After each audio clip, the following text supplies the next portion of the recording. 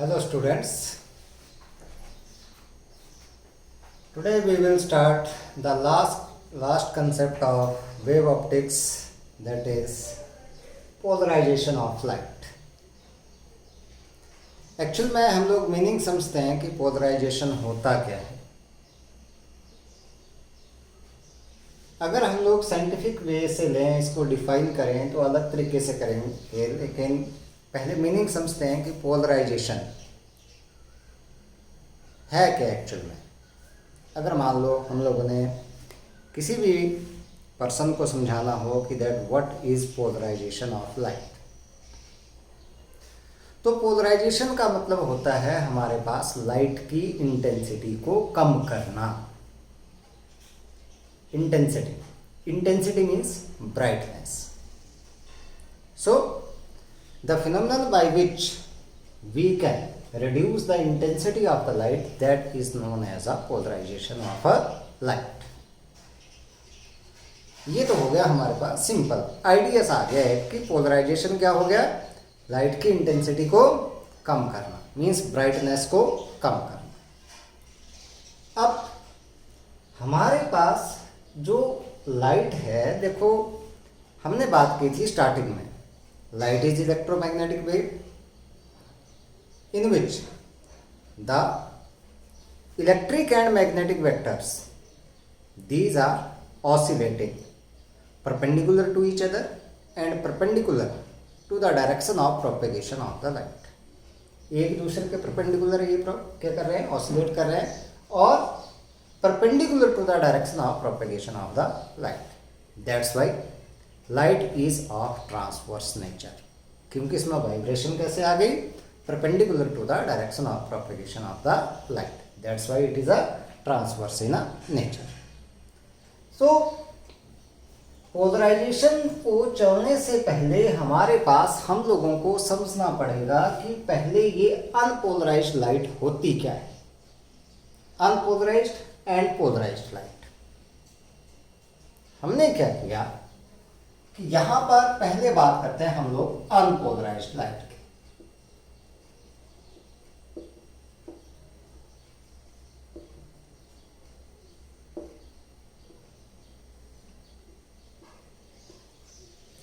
Starting में जब भी हम लोगों ने वेव ऑप्टिक्स स्टार्ट की थी, हाइगन्स प्रिंसिपल की थी, तो हमने बात की थी कि that for the optical phenomenon only the electric vector is responsible. Magnetic vector से हमने कुछ भी लेना देना नहीं है. तो वाइब्रेशंस हम लोग यहाँ पर कंसीडर करके चलेंगे सिर्फ और सिर्फ इसकी इलेक्ट्रिक वेक्टर की. कोई भी सोर्स आपके पास आ गया, जैसे मान लो इलेक्ट्रिक बल्ब आ गया, कैंडल आप लोगों के पास आ गई, या कोई और सोर्स आप लोगों के पास लाइट का आ गया, ल्यूमिनस बॉडी कोई सी भी आपके पास आ गई, क्या होगा, it transmit the light waves. So in that light waves the electric vector that is oscillating in the random directions perpendicular to the direction of the light wave, that wave is known as a unpolarized wave, light wave. So unpolarized light क्या हुई आपके पास, the light which contains the vibrations of electric vector in random directions perpendicular to the direction of the propagation of a light wave is called a unpolarized light. कोई भी source है जिससे हमारे पास light चली, directly चली, वो जो light हमारे पास आएगी that is what a unpolarised light. तो हमारे पास अनपोलराइज्ड लाइट क्या हो गई, the light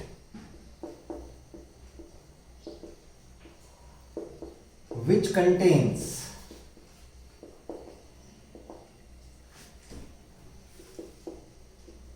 the vibrations of electric vector in random directions. लेकिन रैंडम डायरेक्शंस में भी क्या आ गई, perpendicular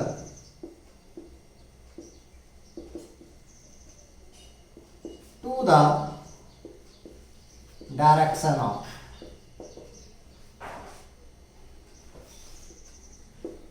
propagation of light.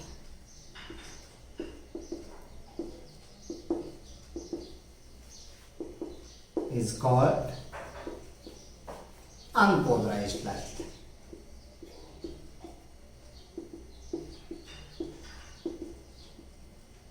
So light comes directly from any source, that is what? That is unpolarized light. अब देखते हैं, जैसे मान लो हमारे पास ये आ गया कोई सोर्स, पॉइंट सोर्स, मैंने ये मान लिया पॉइंट सोर्स लाइट। अब क्या होगा, लाइट आ रही है यहां से, मान लो क्या इनटू द पेज आ रही है, आउट ऑफ द पेज आ रही है, यहां से बाहर की तरफ को आ रही है, इस साइड को बाहर की तरफ को आ रही है। डायरेक्शन ऑफ प्रोपगेशन क्या मान ली, बाहर की तरफ को मान ली।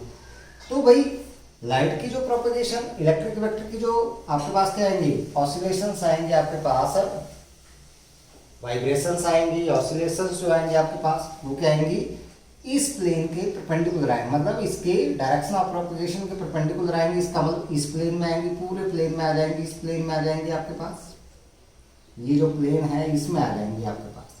तो इसका मतलब आपके पास ये जो वाइब्रेशंस हैं ये इस साइड को भी आ गई, इस साइड को हो सकती हैं, ये आपके पास आ सकती हैं वाइब्रेशंस, इस साइड को भी आ सकती हैं वाइब्रेशंस। आप लोग ये भी वाइब्रेशंस मान सकते हो, यहाँ से भी वाइब्रेशंस मान सकते हो, मीन्स रैंडम डायरेक्शन में, लेकिन इसके क्या आ गई, परपेंडिकुलर। ये मान ली मैंने डायरेक्शन, इसके क्या आ गई, परपेंडिकुलर, इस साइड को भी, इस साइड को भी, इस साइड को भी, मतलब चारों तरफ को आपके पास क्या आ गई, ये वाइब्रेशंस हमारे पास है। अब अगर मान लो हमारे पास इस तरीके से हम लोग इसको, ये आपके पास लाइट आ गई, कौन सी, अनपोलराइज्ड। एक तो ये तरीका आ गया अनपोलराइज्ड लाइट को रिप्रेजेंट करने का। एक दूसरा तरीका देखते हैं हम लोग, क्या होता है हमारे पास जब हम लोग ने 2 डायमेंशन में रिप्रेजेंट करना है। मान लो ये हमारे पास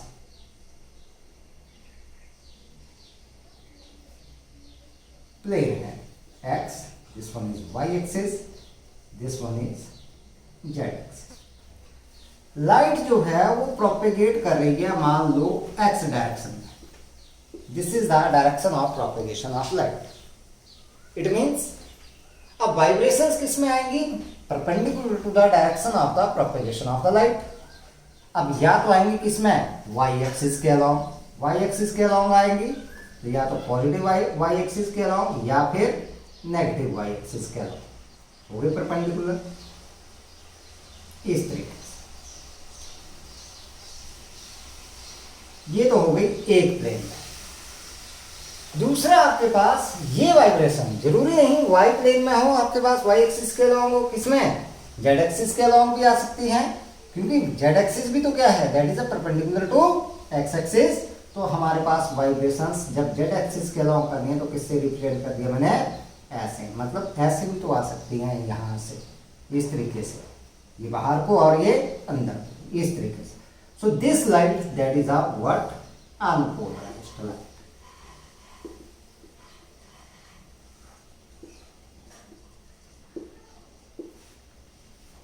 दिस वन। तो अनपोलराइज्ड लाइट को जब भी हम लोगों ने रिप्रेजेंट करना है, कैसे रिप्रेजेंट करोगे, ये एरो लगाओगे और बीच में क्या लगाओगे, डॉट लगाओगे।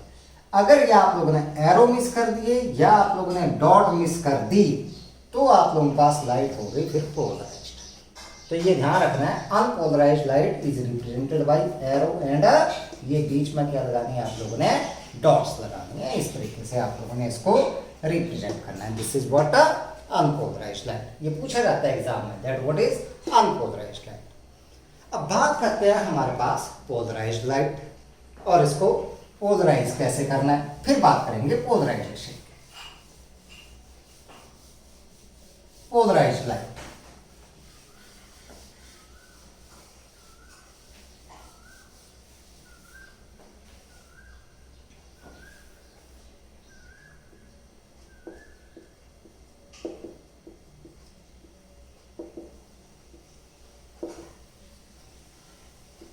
देखो अब क्या किया, जो हमारे पास अनपोलराइज्ड लाइट थी उसमें वाइब्रेशन हम लोगों ने एक डायरेक्शन में, गिवन डायरेक्शन में रिस्ट्रिक्ट कर दिया।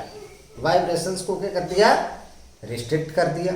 रिस्ट्रिक्ट कर दिया मतलब रोक दिया, हम लोगों ने रोक दिया। तो हमारे पास क्या हो गया, जो लाइट बच गई उसकी इंटेंसिटी क्या हो गई, रिड्यूस हो गई। तो जो लाइट हमारे पास ऑब्टेन होगी that is what a polarized light. So the light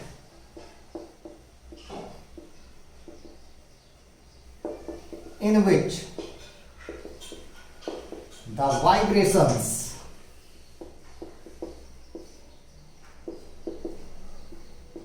of electric vector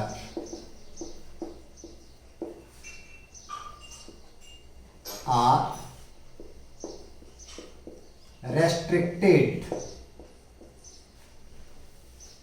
in the given direction. Given direction sometime in the given plane भी बोल देते हैं, लेकिन ये क्या है, कौन सी डायरेक्शन आ गई, परपेंडिकुलर।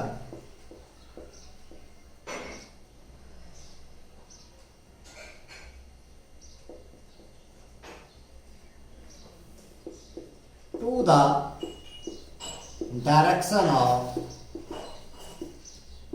propagation of light।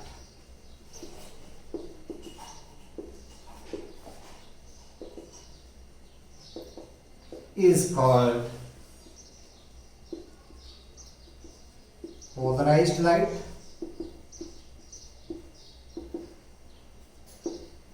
या फिर प्लेन पोलराइज्ड। ध्यान दें, प्लेन पोलराइज्ड लाइट या समटाइम्स इसको बोलते हैं हम लोग लीनियरली पोलराइज्ड लाइट। इस नाम से इसको जाना। अब भाई इन वाइब्रेशंस को हम लोगों ने रिस्ट्रिक्ट कैसे करना, सवाल ये आता है हमारे पास। तो इसके लिए हम लोग यूज करते हैं किसका, पोलराइजर का यूज करते हैं। तो पोलराइजर क्या है हमारे पास, पोलराइजर हमारे पास आता है कोई भी ऐसा material which polarizes the light, that is known as a polarizer. So tourmaline crystal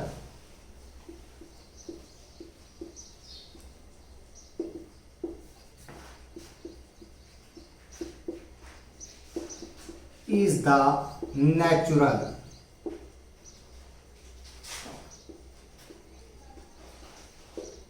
polarizer, tourmaline crystal. ये जो है this one is the natural polariser.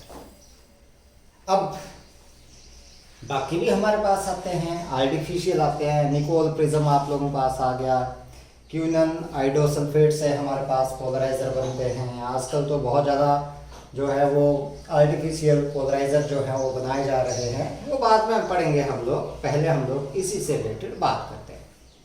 तो पोलराइज्ड लाइट क्या आ गई, जिसमें हम लोगों ने वाइब्रेशंस को एक गिवन डायरेक्शन में क्या कर दिया, रिस्ट्रिक्ट कर दिया। एक गिवन डायरेक्शन में रिस्ट्रिक्ट कर दिया, लेकिन वो गिवन डायरेक्शन क्या है, perpendicular to the direction of propagation of a light.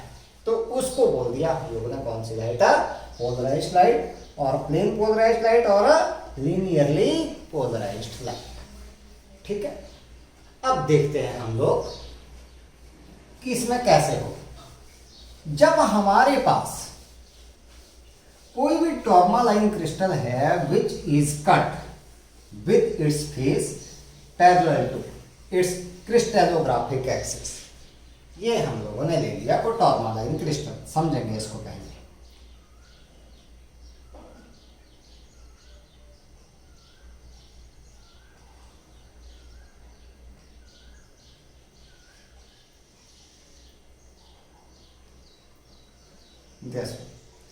ये आ गई इसकी क्रिस्टलोग्राफिक एक्सिस।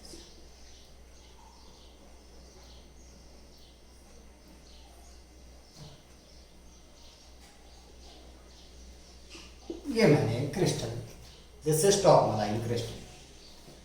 क्या कर दिया, यहां पर मैंने इंसिडेंट कर दी कौन सी लाइट, ये मैंने एक्स एक्सिस मान ली, इस साइड को कोई सी भी मान ली। इसके ऊपर मैंने क्या कर दिया, अनपोलराइज्ड लाइट जो है वो इंसिडेंट कर दी। ये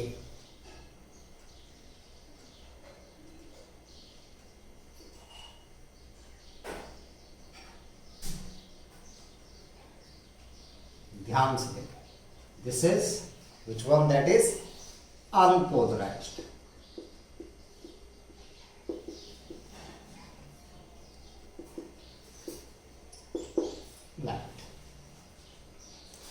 अब क्या होगा, the vibrations which are parallel to the crystallographic axis that are passed through the crystal. भाई ये जो एक्सिस है आपके पास, that act as a pass axis for the vibrations. जैसे हम लोग एक एग्जांपल लेकर के चलते हैं, मान लो ये हमारे पास कोई एक डोर है, ऐसे ये दरवाजा है हमारे पास, ये मान लिया। अगर मैं क्या करूं, इस तरीके से कोई एक रॉड ले ली मैंने, ऐसे इसको ऐसे सीधा पास करूं तो ये पास हो जाएगी, आ गई हमारे पास। लेकिन अगर मैं इसी रॉड को क्या कर दूं, इस तरीके से ऐसे, मतलब ऐसे इस तरीके से लाऊं मैं इसको, तो ये क्या हो जाएगी, यहां पर अटक जाएगी। तो ऐसे ही जो तो आपके पास इस क्रिस्टलोग्राफिक एक्सिस के पैरेलल आ रही हैं वाइब्रेशंस, वो तो हो जाएंगी पास, और जो आ रही है परपेंडिकुलर वो क्या हो जाएंगी, रिस्ट्रिक्ट हो जाएंगी। इट मींस यहां पर vibrations which are parallel to the crystallographic axis that are past.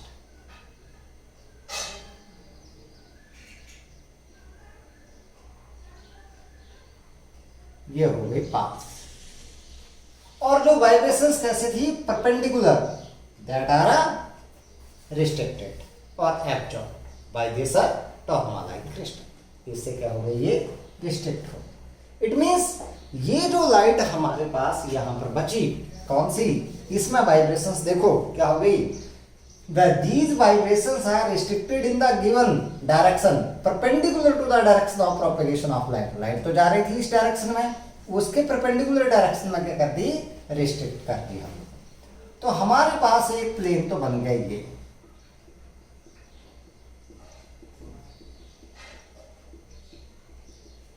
इस प्लेन को देखें अगर हम लोग, दिस इज प्लेन ऑफ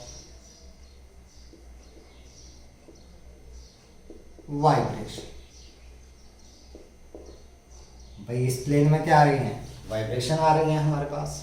तो ये प्लेन कौन सा आ गया, this is a plane of vibrations. अब एक प्लेन अगर मैं ऐसे बनाऊं, यहां से इस तरीके से, ये ले लिया मैं ऐसे, इसके बिल्कुल परपेंडिकुलर ऐसे थोड़ा सा,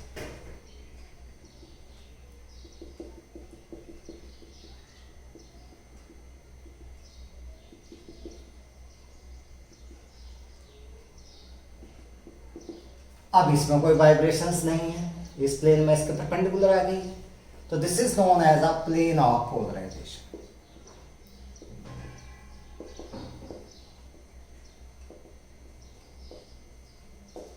this is known as plane of polarization. So light is said to be polarized in the plane, this one plane. इस प्लेन में हम लोग क्या बोलेंगे, लाइट क्या है, पोलराइज्ड। हम बोलेंगे लाइट किस प्लेन में पोलराइज्ड है, जिसमें इसकी वाइब्रेशन आ रही है उसमें पोलराइज्ड है, ऐसा बोलेंगे हम लोग। ये नहीं बोलेंगे कि जिसमें नहीं है, बोलेंगे देखो यहाँ पर है तो ये कौन सा, प्लेन ऑफ वाइब्रेशन है।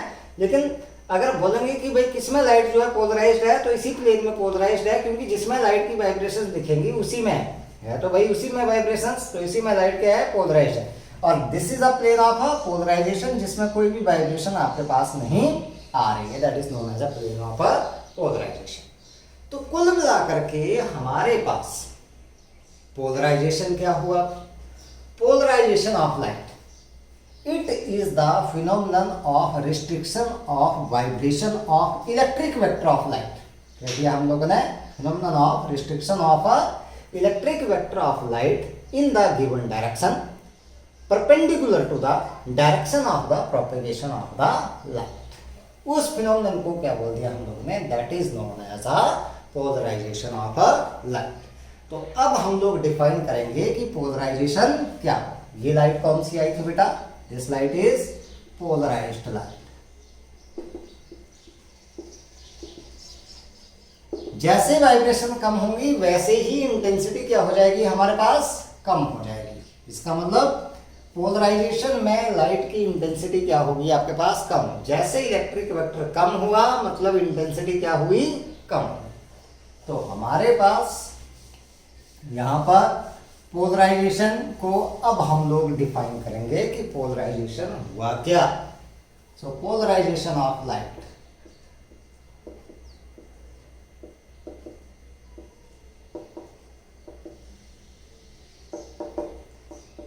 it is the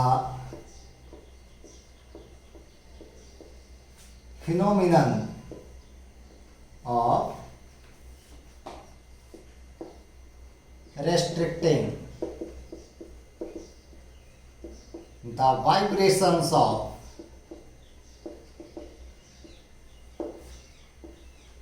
electric vector of light, कहां पर, perpendicular to the direction of propagation of light.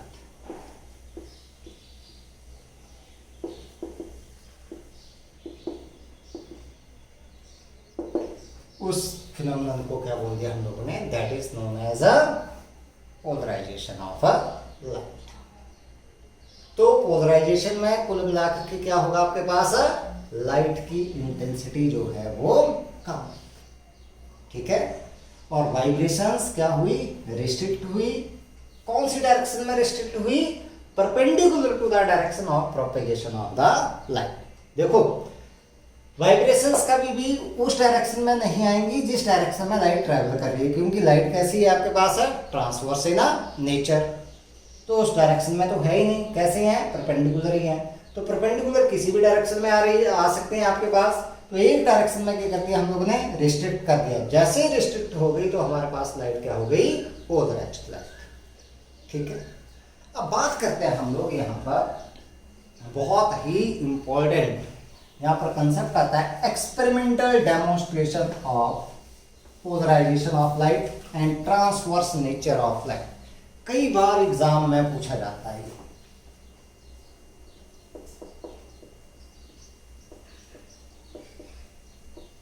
Experimental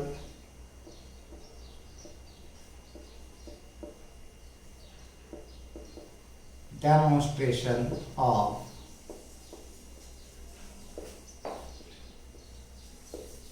polarization of light and transverse nature of light। बहुत ही इंपॉर्टेंट है, थ्योरेटिकल कंसेप्ट है सारा का सारा।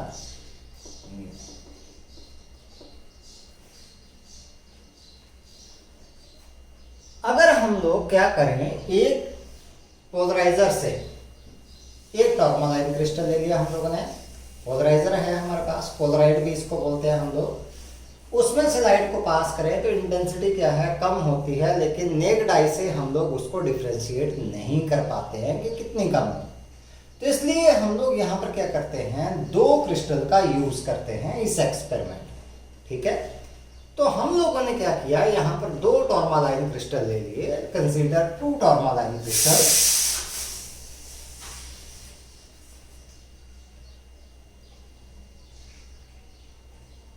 एक ये ले लिया और एक हम लोग ये, एक जैसे हैं दोनों के दोनों।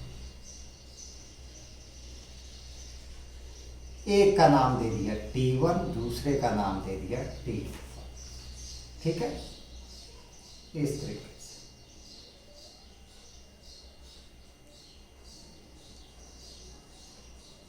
ये टॉर्मालाइन क्रिस्टल। अब क्या किया भाई हम लोगों ने,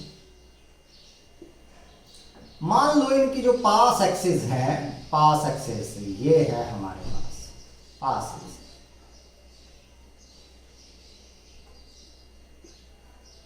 these are parallel to each other।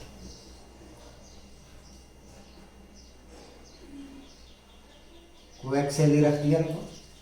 The pass axis these are parallel to each other.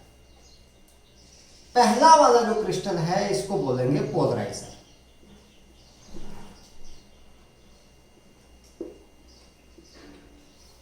और दूसरे वाले को बोलेंगे एनालाइजर।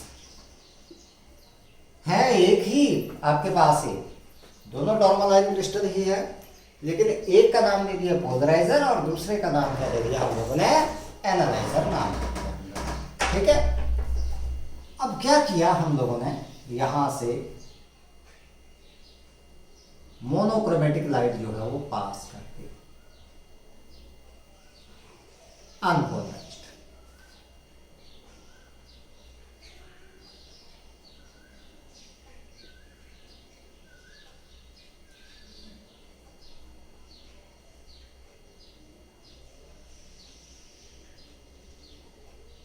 ये अनपोलराइज्ड। ठीक है, ये अनपोलराइज्ड लाइट हो गई, दिस वन इज अनपोलराइज्ड।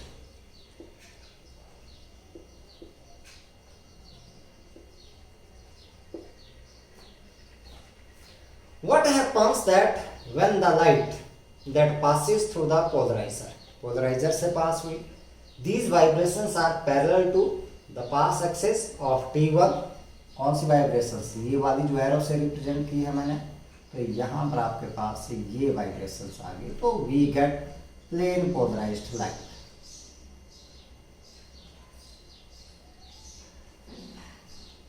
अब ये जो वाइब्रेशंस है, these vibrations are also parallel to this the axis of T2 analyser. तो यहां पर भी हमारे पास क्या हो गया कि ये हमारे पास लाइट जो है वो ऑब्टेन हो गई, and the intensity of the light transmitted by analyser that is maximum. यहां पर हमारे पास ये आ गई, लाइट आ गई, and this intensity that is a maximum for the combination of the two polarizer. यही आई। अब क्या किया, इसको तो रहने दिया ऐसे ही। नाउ रोटेट एनालाइजर, इसको रोटेट करना शुरू कर दिया हम लोगों ने क्लॉकवाइज और एंटी क्लॉकवाइज। जैसे आप लोग करना चाहो वैसे जो है इसको क्या करना शुरू कर दिया, रोटेट करना शुरू कर दिया। Rotate this way. पहली बात आपके पास, when the pass axis are parallel, दोनों की एक्सिस क्या थी, parallel, means theta is equal to 0 degree दोनों के बीच में, इंटेंसिटी इज मैक्सिमम।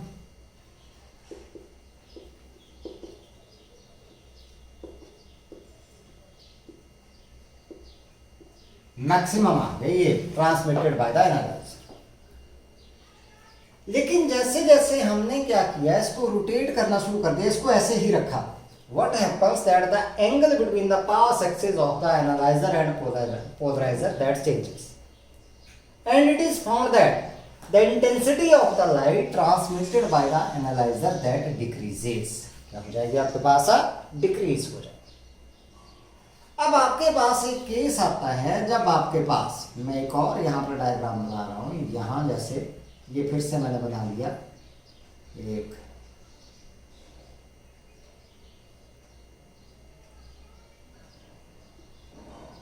ये पोलराइजर टर्मलाइन क्रिस्टल T1 है ये, और ये हमारे पास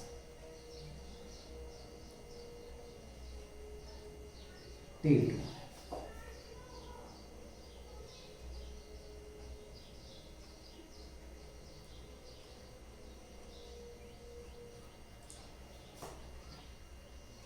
This one is the light।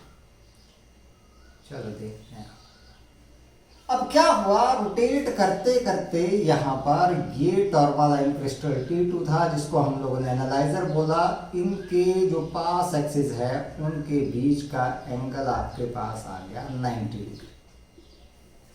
90 degree. अब वाइब्रेशंस कैसे आई थी, ये थी हमारी अनपोलराइज्ड लाइट,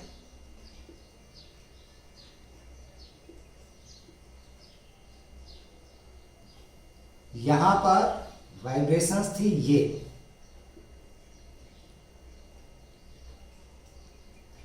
अब ये जो वाइब्रेशंस हैं these are perpendicular to the axis of the analyser. तो ये क्या करेगा, इनको ब्लॉक करेगा, तो यहां पर क्या होगा आपके पास, there will be no light. It means at angle which one, theta is equal to 90 degree, there is no light. The intensity of the light transmitted by the analyzer that is equal to 0। 0 हो गई हमारे पास। अब फिर से हम लोग क्या करेंगे, इसको रोटेट करते जाएंगे, further rotation of the analyser, the intensity of the light that increases and it becomes maximum when the angle between the pass axis of the polarizer and analyzer that becomes 180 degree. 180 degree हो जाएगा, और उसके बाद फिर decrease होगा, फिर 0 होगा, फिर आपके पास इंक्रीज होगा, फिर मैक्सिमम होगा। इस तरीके से हमारे पास क्या होगा, इंटेंसिटी कम होगी, फिर ज्यादा होगी, फिर कम होगी, फिर क्या होगी, ज्यादा होगी। So that proves what, that is the polarization of a light. अब यहां पर अगर हम लोग बात करें पोलराइजेशन ऑफ द लाइट, ये एक्सपेरिमेंट से हम लोगों को यहां पर समझ आ गया कि भाई पोलराइजेशन हमारे पास लाइट की डिटेक्ट हो रही है जब हम लोगों ने पोलराइजर और एनालाइजर यहां पर यूज किए, 2 क्रिस्टल यूज किए हम लोगों ने, ठीक है, टर्मलाइन क्रिस्टल यूज किए, क्योंकि यहां पर इंटेंसिटी में वेरिएशन हम लोग देख सकते हैं। यहां पर बिल्कुल क्या हो गया, 0 इंटेंसिटी भी हो गई। अब क्या हुआ हमारे पास कि polarization of the light that is only possible when the vibrations are perpendicular to the direction of propagation of light। अगर पैरेलल आती तब तो भाई क्या होता, अगर ये वाइब्रेशंस पैरेलल होती तो सीधा पास हो जाती हमारे पास, तो उसके लिए कोई कंडीशन थी ही नहीं। तो ये पोलराइजेशन सिर्फ और सिर्फ तभी पॉसिबल हुई जब आपके पास क्या हुआ, vibrations that are perpendicular to the direction of propagation of light. It means जब वाइब्रेशंस परपेंडिकुलर हुई तो लाइट कैसे नेचर की हुई, transverse in nature. Therefore the polarization of light proves that light is of a transverse in a nature, ठीक है। तो इसलिए लाइट कौन से आ गई, ट्रांसवर्स इन अ नेचर। कई बार क्वेश्चन ये पूछा जाता है कि that can the sound waves be polarized. अब सभी को पता है कि भाई साउंड वेव्स कौन सी हैं, sound waves these are longitudinal waves. Longitudinal waves में हमारे पास कहते हैं vibrations are parallel to the direction of propagation of the wave. It means these waves can not be polarized. Polarized सिर्फ वही होंगी जिनमें वाइब्रेशंस कैसे आ रही हैं, perpendicular to the direction of the propagation of the wave, वही आपके पास क्या होंगी, polarized. So therefore the sound waves these cannot be polarized, नहीं होंगे आपके पास, ठीक है। साउंड वेव्स cannot be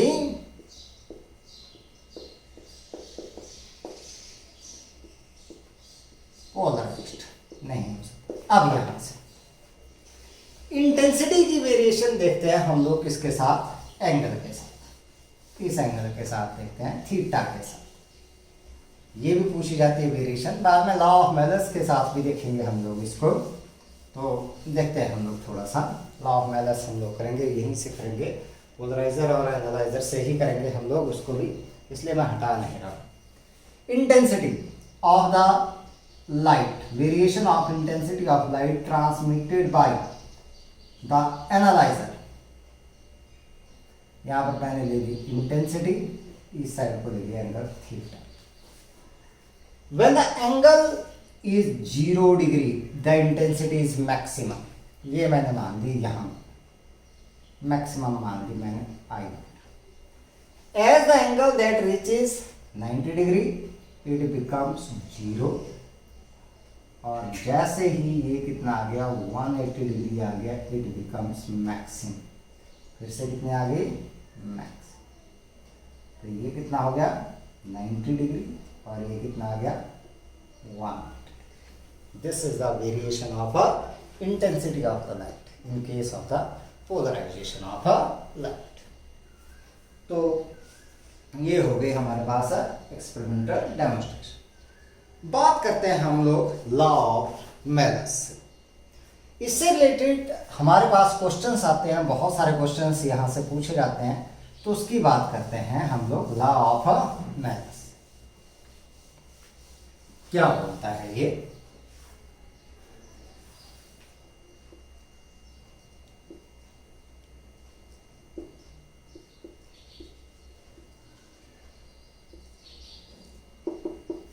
यहां से समझेंगे इसको। इसमें बोला गया हमारे पास according to law of Malus, when a beam of completely plain polarized light is passed through the analyzer. क्या किया जाता है? is a completely, जो आपके पास is incident on the analyzer or passed through the analyzer, then the intensity of the light transmitted by the analyzer varies directly as the square of the cosine of the angle between the planes of transmission of analyzer and a polarizer। मतलब इनकी जो पास axis के बीच का angle है उसकी बात करें, ठीक है? तो हम लोग क्या बोलेंगे? when a beam of completely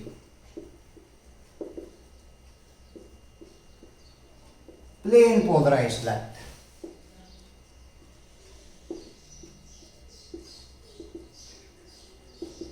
is incident on analyzer। इसकी बात करें यहां से नहीं चले हम लोग, यहां से चले, यहां से incident on analyser, then the intensity of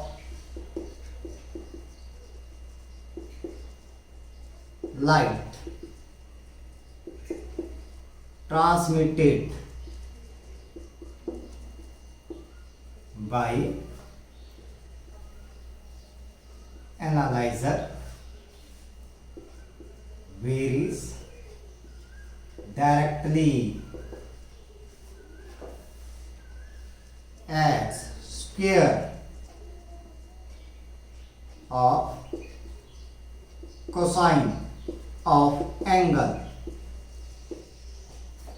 intensity of light transmitted by analyser, ये जो लाइट ट्रांसमिट हो रही है, कौन? एनालाइजर जो ट्रांसमिट कर रहा है, varies directly as the square of cosine of angle between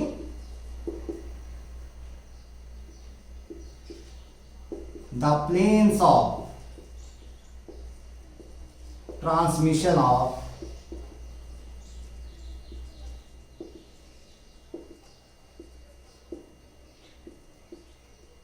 analyzer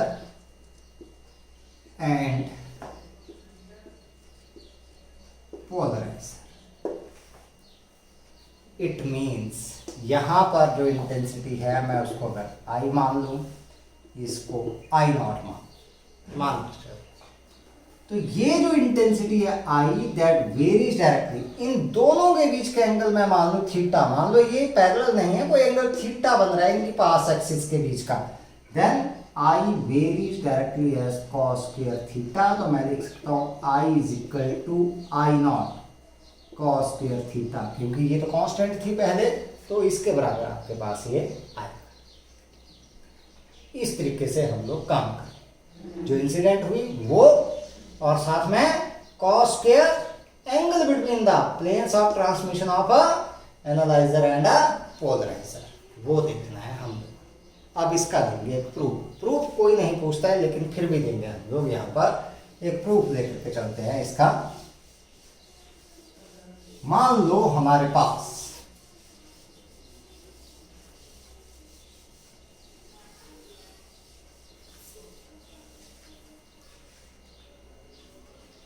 let a light, plane polarized light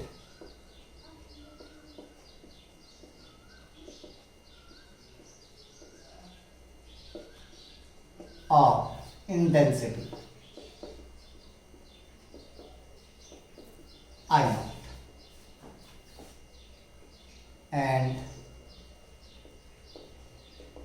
amplitude A मान लिया मैंने, यहाँ पर वेक्टर की फॉर्म में मानूंगा मैं इसको, ठीक है, is incident at angle theta on the analyzer, मतलब with the plane of analyzer. आप देखते हैं क्या है आपके पास।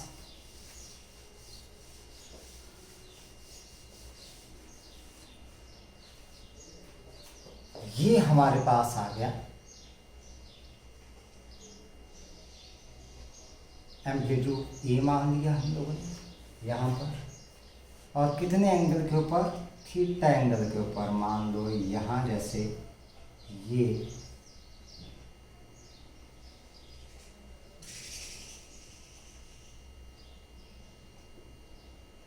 एंगल बना लिया इसने थीटा, ऐसे एक्ट कर, ठीक है। मैं क्या करता हूँ, इसको कंपोनेंट्स में रिजॉल्व कर लूँगा, थोड़ा सा इसको पहले ही रेक्टेंगुलर फॉर्म में बना देता हूँ मैं।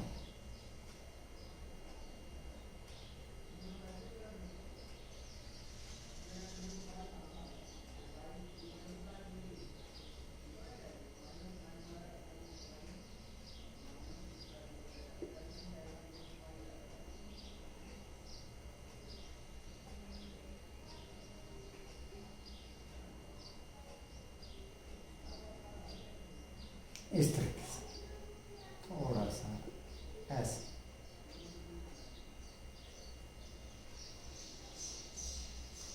ये थीटा, ये ए मान लिया मैंने, एम्पलीट्यूड। अब मैं अगर इसको कंपोनेंट में तोड़ूं तो इस साइड को तो आपके पास आ गया ए कॉस ऑफ थीटा, और इस साइड को आ गया A sine of theta. So component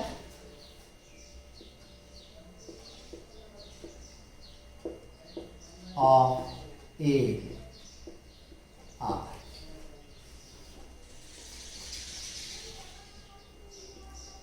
A cos theta parallel to the analyzer,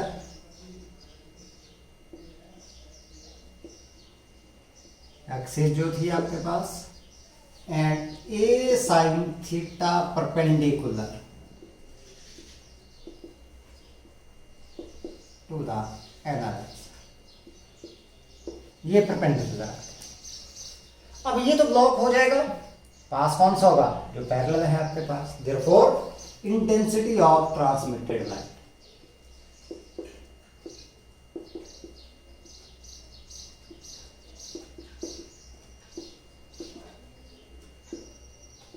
I varies directly as square of the amplitude, component का स्क्वायर लेंगे तो यही आया कंपोनेंट का square. So I varies directly as a square cos square theta, I is equal to k a square cos square theta। अब क्योंकि आपके पास k a square that is equal to I naught, that is the intensity of the incident light जो थी आपके पास। सो I is equal to I naught cos square theta, ऐसे लिख सकते हो, या फिर ये तो कांस्टेंट है तो I that is directly proportional to cos square theta। This one is allowed. आप लोगों ने ऐसे ध्यान में मीन्स जो लाइट आई उसकी intensity into square of the cosine of the angle between the plane of कौन सा आपके पास, एनालाइजर एंड पोलराइजर, जो आप लोगों के पास होगा वो लेंगे। चलो, तो प्रूफ तो कोई नहीं पूछता है, इसका स्टेटमेंट भी कोई नहीं पूछता है, बस इससे रिलेटेड क्वेश्चंस पूछे जाते हैं एग्जाम। तो क्वेश्चन सीखते हैं। पहले हम लोग कुछ यहाँ पर बात करेंगे किसकी, कि अगर मान लो हमारे पास क्वेश्चन आता है कि अगर अनपोलराइज्ड लाइट जो है वो किसी क्रिस्टल के ऊपर पड़ती है तो उसकी इंटेंसिटी कितनी रेडियस होगी। देखो उस केस में कोसाइन ऑफ स्क्वायर, जो कोसाइन का स्क्वायर है उसका एवरेज वैल्यू लेकर के चलेंगे हम लोग, क्योंकि 0 से लेकर के 2 पाई तक कितना भी एंगल हो सकता है उसकी एवरेज वैल्यू आएगी, उसके हिसाब से वो क्या करेगा, उसको रिड्यूस करेगा। ठीक है, तो हम लोगों ने देखना है कि उसमें इंटेंसिटी क्या होगी, तो इसमें इंटेंसिटी हाफ हो जाती है। तो आपके पास से क्वेश्चन आता है इस तरीके से, क्वेश्चन की फॉर्म में ही कर ले, that show that when unpolarised light, ध्यान दे आप, यहां पर बात किसकी की गई, unpolarised light is passed through a polarizer, किसी पोलराइजर से पास की जाएगी, then intensity of light is reduced to half, क्या हो जाएगी, हाफ। तो मान लो हमारे पास लेट, सॉल्यूशन करते हैं हम लोग इसका, I naught with the intensity of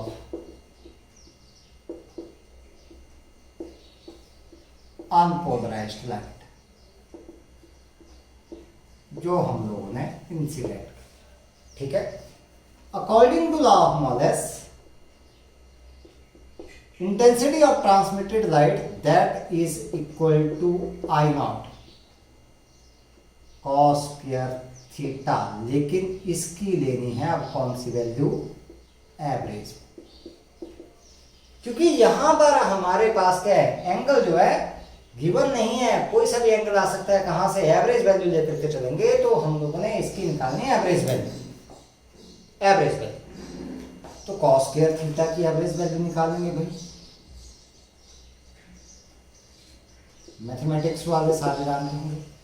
पहले तो इसकी वैल्यूज का सम करना पड़ेगा, कहां से, 0 से पाई, करते हैं हम लोग किससे, इंटीग्रेशन से, 0 to pi cos square theta D theta, ये तो हो गया सम। फिर क्या करेंगे, एवरेज निकालने के लिए इसको डिवाइड करेंगे उतने ही एंगल से जहां तक सम लिया है, तो किससे डिवाइड करेंगे, divided by 2 pi.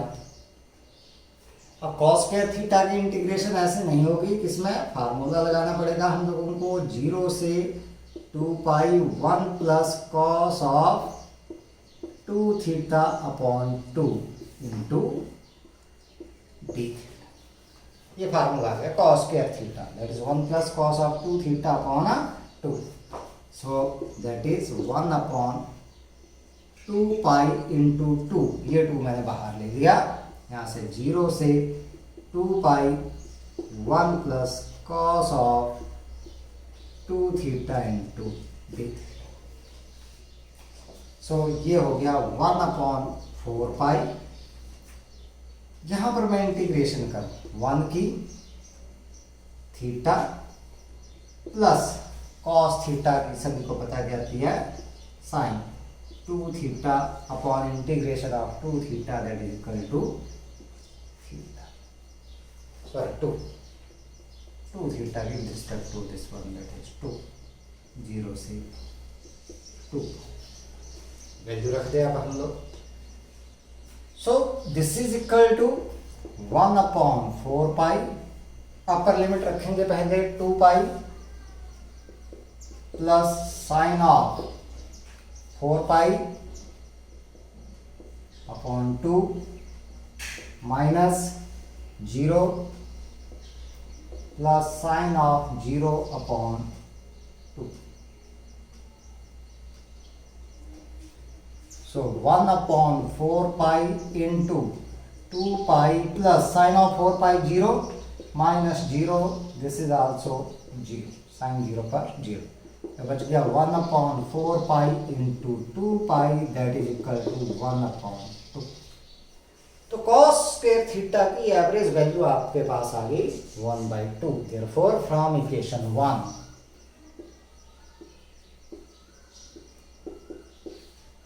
I is equal to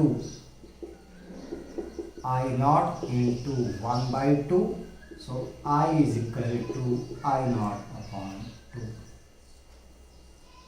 That's तो कुल मिलाकर के एक रिजल्ट भी हमारे पास यहां पर आ गया कि जब भी हमारे पास क्या होगा, कोई भी अनपोलराइज्ड लाइट किसी भी पोलराइजर से पास होगी, बिना सोचे समझे उसकी इंटेंसिटी आप लोगों ने हाफ कर दे। बिना सोचे समझे क्या कर दो, उसकी इंटेंसिटी क्या कर दो, हाफ कर दो बस। अब जैसे हमारे पास एक क्वेश्चन आता है, 2-3 क्वेश्चन करेंगे हम लोग जो कि एग्जाम में बार बार पूछे जाते हैं हमारे पास, उन क्वेश्चंस को लेकर के चलते हैं हम लोग।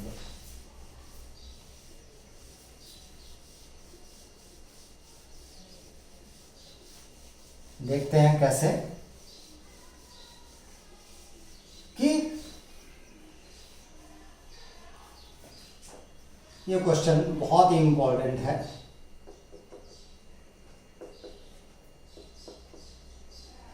टू पोलराइड्स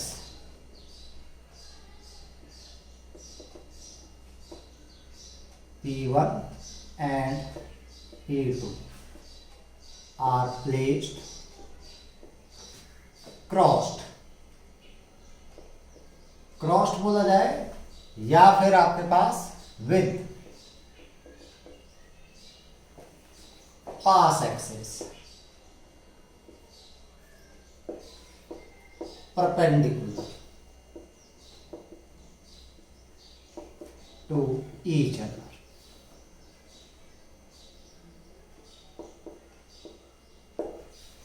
ठीक है। अ थर्ड पोलराइड, देखो जब ये क्रॉस्ड है तो इसका मतलब हमारे पास कोई लाइट, अगर अनपोलराइज्ड लाइट P1 से पास की जाती है तो दूसरे के थ्रू कोई भी लाइट जो है वो हम लोगों को नहीं दिखाई देगी, क्योंकि ये दोनों की पास एक्सिस के आगे परपेंडिकुलर आ गई। ठीक है। A third Polaroid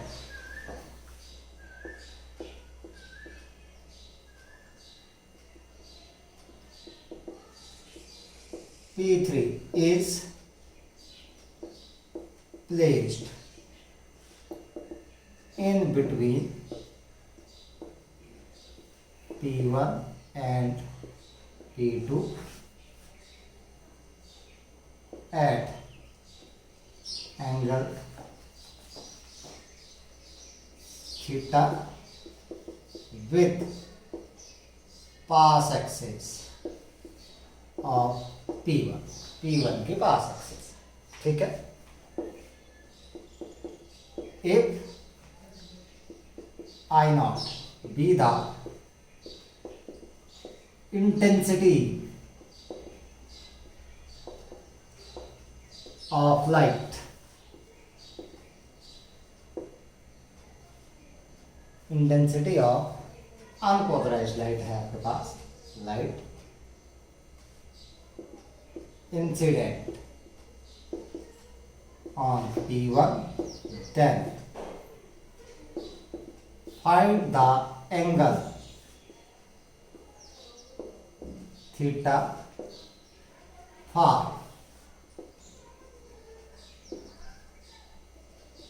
maximum intensity transmitted by the combination.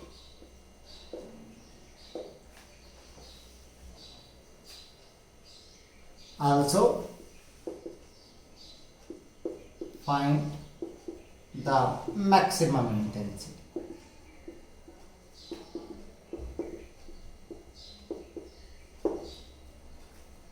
ये एंगल कोई सा भी लिया जा सकता है, थीटा भी बोला जा सकता है, बीटा भी बोला जा सकता है। कोई दो पोलराइड है। अब इस क्वेश्चन को समझते हैं हम लोग कि क्या अनपोलराइज्ड लाइट हम लोगों ने इंसिडेंट की, इस तरीके से काम किया है। अब समझते हैं इसको क्या करें। इस क्वेश्चन को मैं हटा रहा हूं, मैं वैसे समझा रहा हूं क्या है ये क्वेश्चन समझते हैं। मैंने क्या किया कि ये पोलराइज्ड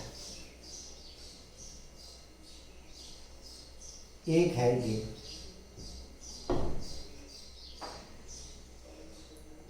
ये आ गया P1, इसके पास एक्सिस ये है P2,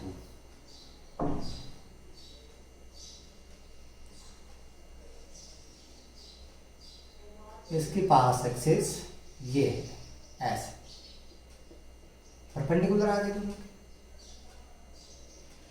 ये आ गया P2। यहां पर लाइट है I0, पता है दोनों के पास एक्सिस परपेंडिकुलर है तो यहां पर कोई लाइट नहीं आएगी। अब क्या किया गया कि कोई थर्ड पोलराइड यहां पर रख दिया हम लोगों ने, ये P3 बीच में, ये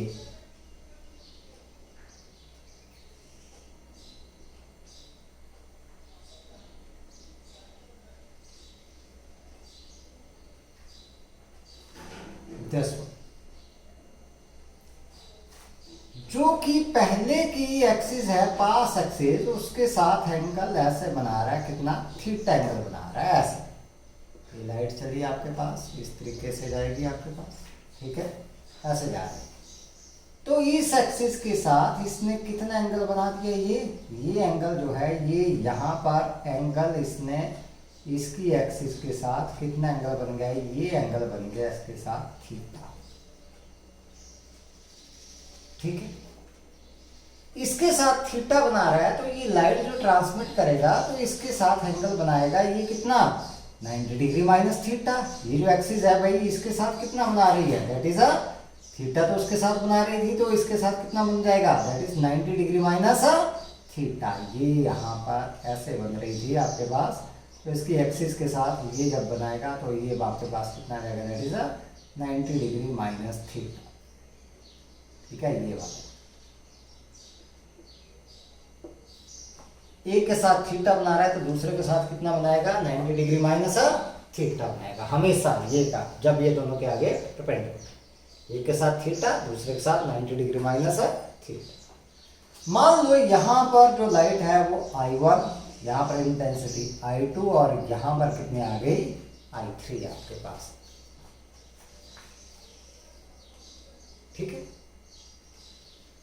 अब पहले बात करते हैं हम लोग इसकी I1, ये निकालना है हम लोग I1 इज इक्वल टू, कुछ नहीं करना है क्योंकि ये अनपोलराइज्ड लाइट है, यहां पर आएगी तो सीधा इंटेंसिटी क्या कर देनी है, हाफ कर देनी है आपको, बिना सोचे समझे। अनपोलराइज्ड लाइट जब इंसिडेंट होगी 1/2 नंबर। अब निकालने I2,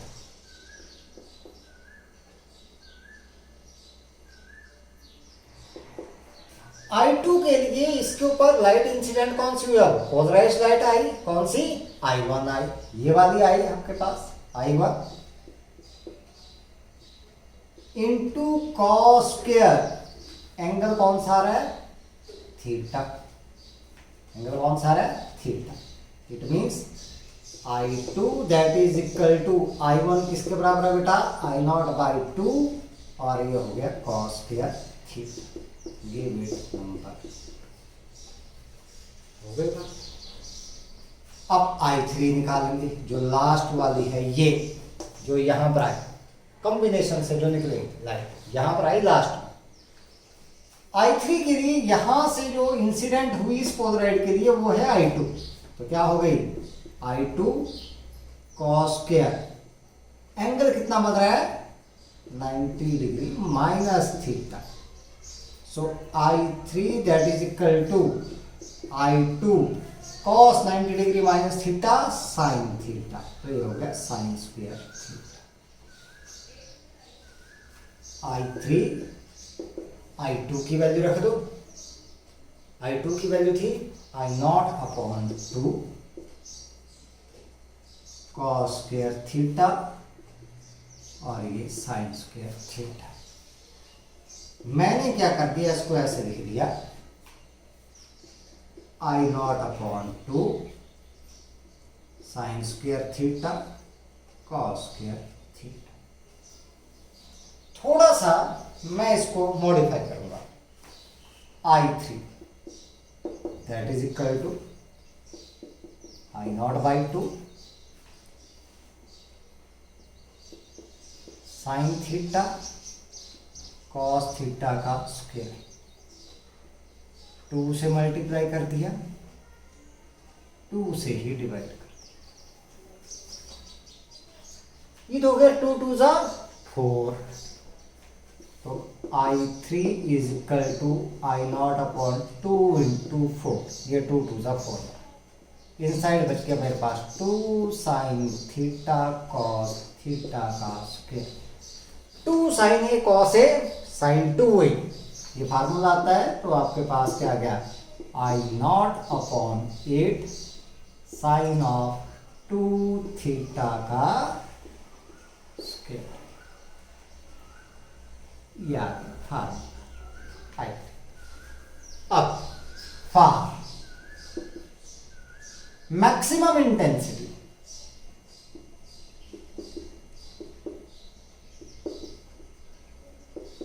that is I3 is equal to I maximum sin of 2 theta that should be equal to 1 के बराबर। भाई इतना आना चाहिए आपको। सो इट मीन्स आपके पास 2 theta that should be equal to 90 degree, so theta that should be equal to 45 degree। 45 degree लिख दो और theta that is equal to किसके बराबर, 5/4। So this polaroid that should be placed at an angle of 45 degree with the P1। तो दूसरे के साथ भी कितना है, 90 डिग्री माइनस थीटा, मतलब 90 degree minus 45 that is 45। So the maximum intensity I maximum that is sin 2 theta, तो कितना हो गया 1, तो ये कितनी आ गई, that is equal to I0/8। This one is the maximum. Sometime this angle is given beta, तो आप लोग यहाँ पर थीटा की जगह क्या लिख दो, बीटा। अब एक सिंपल सा क्वेश्चन लेकर के चलते हैं हम लोग, चलो देखते हैं। ये मैक्सिमम था, मैक्सिमम, ठीक। एक सिंपल सा और क्वेश्चन सीखते हैं यहाँ से, फिर एक क्वेश्चन आप लोगों के लिए, मैं वैसे ही बोल रहा हूँ क्वेश्चन, उसको देखते हैं कैसे करें। दो कोई पोलराइड है, वैसे ही है,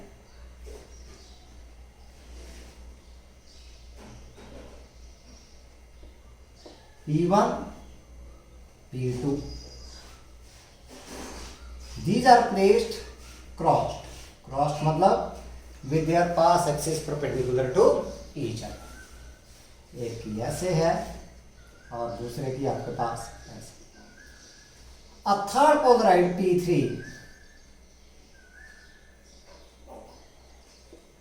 is placed by making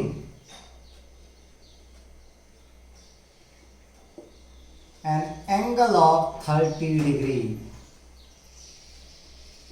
ये 30 with the path axis of P1। कितना एंगल बना रहा है, 30 degree with the P1। Find the intensity।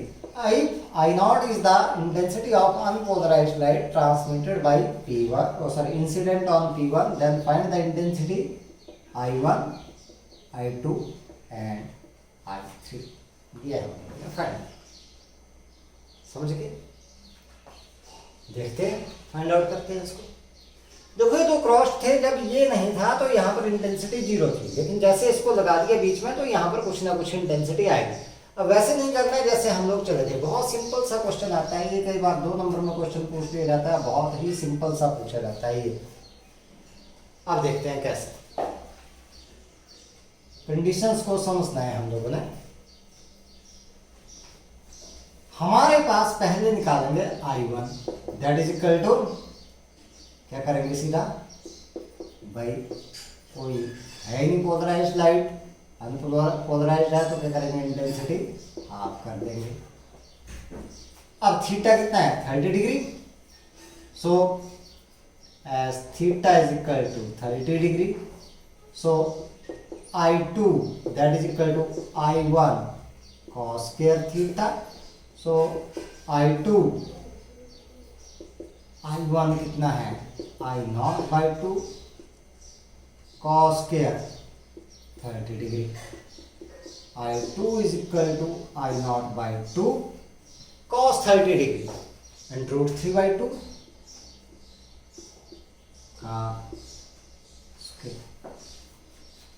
Square है यहाँ पर तो स्क्वायर करना, I2 that is equal to I0 by 2 into 3/4, so I2 that is equal to 3 I0/8 number आगे। अब थर्ड के लिए एंगल कितना बनेगा 90 डिग्री माइनस थीटा, सो यहां पर I3 क्या हो जाएगा intensity I2 cos square 90 degree minus theta. अब ऐसे नहीं करना कि भाई इसको साइन में कन्वर्ट कर लिया, नहीं सीधा कर दो आप लोग, I3 that is equal to I2 cos square 90 degree minus 30 degree, so I3 that is equal to I2 cos square कितना आ गया बेटा 60, सो I2 की वैल्यू कितनी आई थी 3 I0/8 इंटू cos 60 1/2 का square, so I3 that is equal to 3 I0/8 into 1/4, so I3 is equal to 3 I0/8 this हो गया। आप लोग चेंज कर सकते हो, इस एंगल को चेंज कर सकते हैं आप लोग, ये 30 डिग्री है, आप लोग क्या कर सकते हो कि that P1 and P2 these are crossed or these are placed with their path axis perpendicular to each other, और जो polaroid P3 है that is placed at an angle of 60 degree making with the path axis of P1 and the intensity I1, I2 and I3। कई बार ऐसा बोला जाता है भाई आपके पास कोई पोलराइज्ड लाइट जब किसी पोलराइजर के ऊपर पड़ेगी, पोलराइज्ड ध्यान दे पोलराइज्ड, तो आप लोगों ने एंगल लेना है, अगर पोलराइज्ड नहीं लिया गया है तो वो एंगल आप लोगों ने नहीं लेना है, तो सीधा क्या करना है, अगर अनपोलराइज्ड लाइट है तो इंटेंसिटी हमेशा की करनी है हाफ करनी है, और जब आपके पास पोलराइज्ड लाइट आ गया, पोलराइज्ड वर्ड आ गया, तो आप लोगों ने फार्मूला लगाना है ये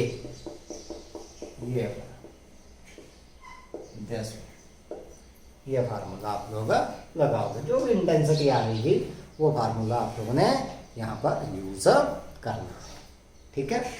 तो आज के लिए इतना ही है, लॉ ऑफ मेलस तक की है, आगे हम लोग फिर अगले लेक्चर में पढ़ेंगे पोलराइजेशन ऑफ लाइट का कंसेप्ट कंटिन्यू रहेगा। अभी आप लोगों ने इतना ही सीखना है और इसको अच्छे तरीके से आप लोगों ने रिवाइज करना है। ये क्वेश्चन हमेशा यहाँ से आता है, बोर्ड एग्जाम में हमेशा पूछा जाता है, बहुत ही इंपॉर्टेंट कंसेप्ट है ये, ध्यान से पढ़ना है इसको, अच्छे तरीके से आप लोगों ने इसको रिवाइज करना है, ठीक है।